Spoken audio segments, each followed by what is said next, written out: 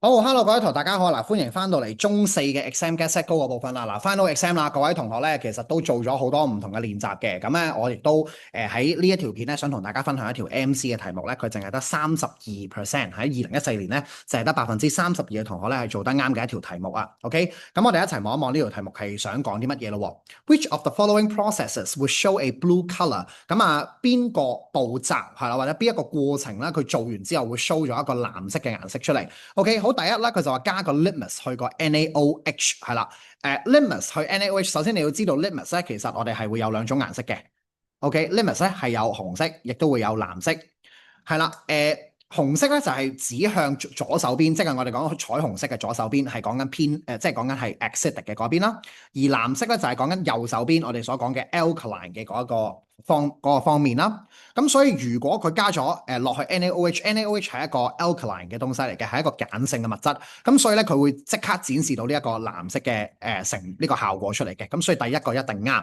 而第二個咧，佢就話 mix 呢個 copper two sulfates 啦，同埋呢一個嘅 NH3，咁咧就會見到呢一個藍色嗱。咁好多時咧，當時嘅同學仔都好多係揀認為呢個唔啱，因為點解咧？同學仔就會覺得哦，其實咧 CuSO4 你呢度 show 嘅係 solid 啊嘛，咁你 solid 嘅話，同埋啲同學仔就會諗啦，啊 SO4 做尾喎，一定係唔溶水啦，係嘛？因為嗱你要小心啲。CuSO4 呢隻嘢係溶喺水嘅 copper two sulfate，大家做過 salt 嘅 preparation 都應該會知道，其實你走出嚟你要去整一個 copper two sulfate 嘅 salt 咧，係講緊你要加 excess 嘅 copper two oxide 加落去個 dilute sulfuric acid 嗰度，咁然後咧你攞去煲到咁上下，你會發覺咧，你會見到藍色嘅嗰嚿嘢，同埋有少少黑色嘅嗰啲 excess 嘅 copper two oxide 未做反應嘅沉咗底，咁即係講緊其實 copper two sulfate。係啦，呢一個即係呢個啦嚇個名啊，即係 in case 大家有啲同學仔已經唔記得咗 ATE 做尾嘅呢嚿嘢，其實咧你都會應該係要知道哦，copper two sulfate 係溶喺水㗎。咁但係亦都幫同學温翻書嘅一個位係乜嘢咧？就係乜嘢咩嘅 sulfate 係 insoluble in water 咧嚇？咁你要知道咧，就係我哋講緊 CaSO4、SrSO4，我哋嘅 BaSO4 同埋我哋另外一隻就係 PbSO4，呢四隻嘢咧喺 DSE 嘅 curriculum 呢一個嘅課程當中，我哋會形容佢係唔溶喺水嘅，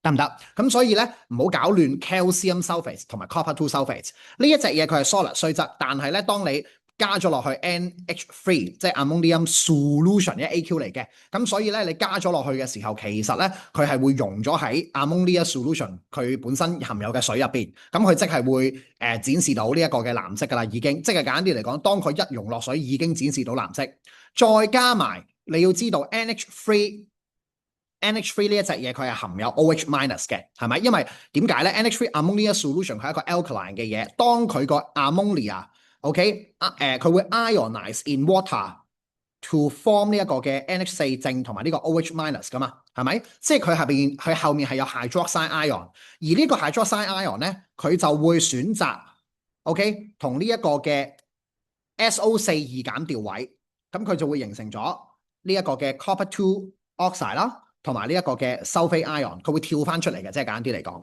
咩意思啊？即係綠色同藍色筆呢兩隻嘢，佢哋會互相換位，換咗位之後咧，你會知道 copper two 係 hydroxide 呢一隻嘢本身佢係唔溶喺水嘅，因為 hydroxide 基本上除咗 group one 嘅嘢之外，全部都唔溶喺水噶啦，係咪？如果你有記得4.6，我教過 solubility table 咧，應該係要有印象，要記得噶嚇嗱，同學 ，OK？咁所以咧，咩 copper two hydroxide、aluminium hydroxide、blah blah blah blah blah，你學過嗰啲乜嘅 hydroxide 都好啦，嗰啲係唔溶喺水嘅，咁所以就會見到咧呢一個 blue precipitate，咁即係有 blue color 啦，blue precipitate 咪即係 blue color 咯，係咪？咁所以2都係正確嘅。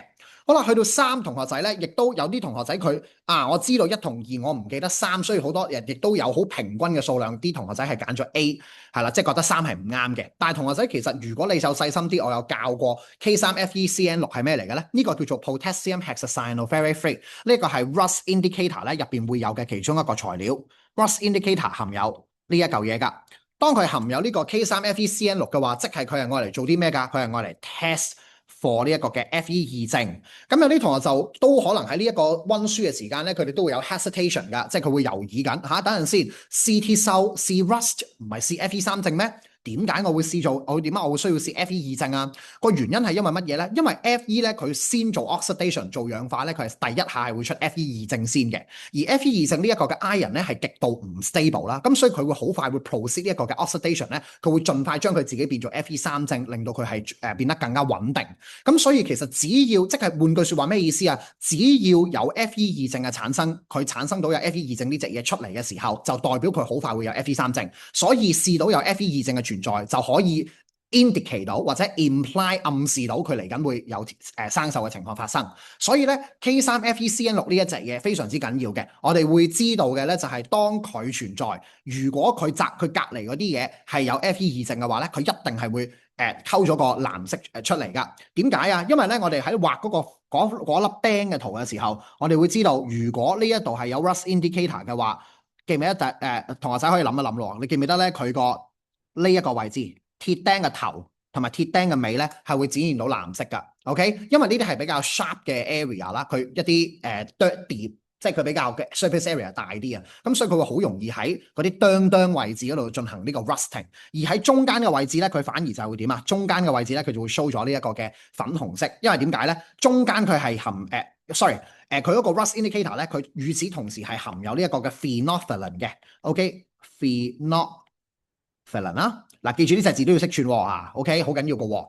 咁咧本身佢係冇顏色嘅，但係由於咧入邊會有呢一個嘅sorry啊，嗰啲氧氣同埋呢一個嘅水咧，佢會接收咗 Fe 嘅電子，所以咧佢就會產生咗呢一個嘅 OH minus 出嚟。咁即係簡單啲發生緊啲咩事咧？就係講緊原來當 O2 加兩個 H2O 再佢接收咗個電子嘅時候咧，佢就會出咗呢一個嘅4個 OH 減。而呢個 OH 減話明係 alkaline，有 OH 減嘅嘢 indicate 到佢係一個鹼性嘅物質嘅時候，佢會同 phenolphthalein 產生化學反應，產生咗一隻粉紅色嘅東西。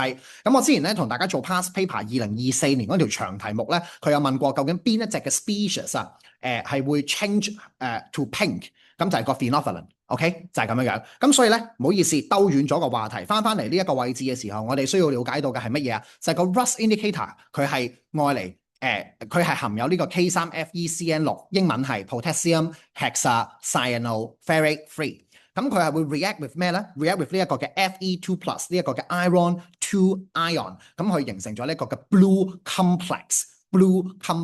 咁所以咧。